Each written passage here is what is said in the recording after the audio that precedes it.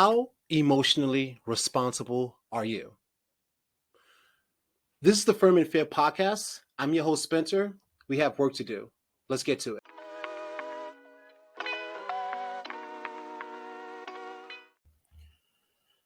Thank you for sticking around. I'm going to ask you again. How emotionally responsible are you? And that's not even rhetorical. I want you to actually start thinking about that because I believe emotional responsibility and self-awareness are the key factors that are going to be able to save relationships in their current state in this day and age. I'm your host, Spencer, for the Firm and Fair podcast. And in my opinion, what does it mean to be emotionally responsible?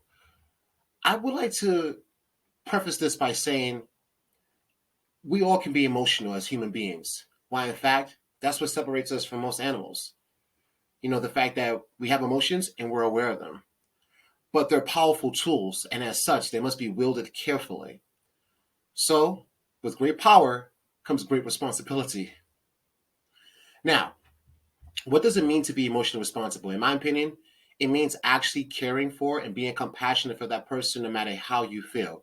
Even if you're mad or upset, you still have to love your partner and show them that you care about them even when you're mad and you're upset because you're emotionally responsible.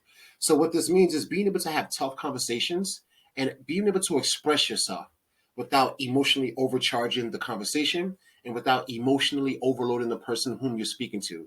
And this is even if you feel right or if you're the person doing wrong.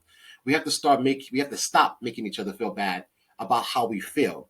But we need to be able to share our feelings, not be judged for them, but also to not be feeling vindicated enough to actually A, yell at someone, B, disrespect them, C, curse them, D, call them out their name, and E, all of the above.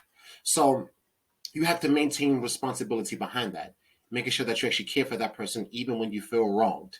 Now, why is that important? The reason why this is important for me is because just like you and I love a relationship when it first starts. Things are brand new, colors seem more vivid, things are more brighter, the food tastes better. But somehow, some way, doesn't the same thing kind of occur? And this is whether you're single or whether you're in a relationship. Just think back. In the beginning, things are always good. But for some reason, things start to go wrong because life happens, right? And life always comes to you fast. Sometimes someone's able to handle it, sometimes they're not. And you got to be able to handle the bad parts just as well as you handle the good parts. You got to be able to handle the bad parts just as well when the relationship first started and you and your partner were actually so much into each other. So that's the reason why it's so important. What can you do to become emotionally responsible? What could you do to start even becoming self-aware to the extent that you do have emotional responsibility to the person that you're with? I would say start asking yourself questions about previous situations that have happened in your past. Why did they happen? Especially the bad situations. And I know the ones you're thinking about right now because I think about them on a daily basis as well too.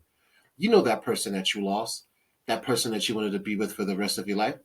What could have happened that allowed for the relationship to survive? What could have happened for you and that person to maintain emotional responsibility to one another? What could have happened for you to want to even stay with that person even after the fact? So this is going to be a journey for the both of us. If you stick with me, we're going to laugh. We're going to cry. You might even get mad at me because I'm going to be honest, but I'm going to keep you firm and keep you fair because that's what we have to start doing for one another. Things are going to have to change. And I promise if you stick with me, you'll get to the point where I'm at. I feel as though I have pretty good mental and emotional health. I'm highly self-aware and I have good emotional responsibility for myself and those around me. So stick around. We have work to do. This is the Spencer Perspective, and I'm out.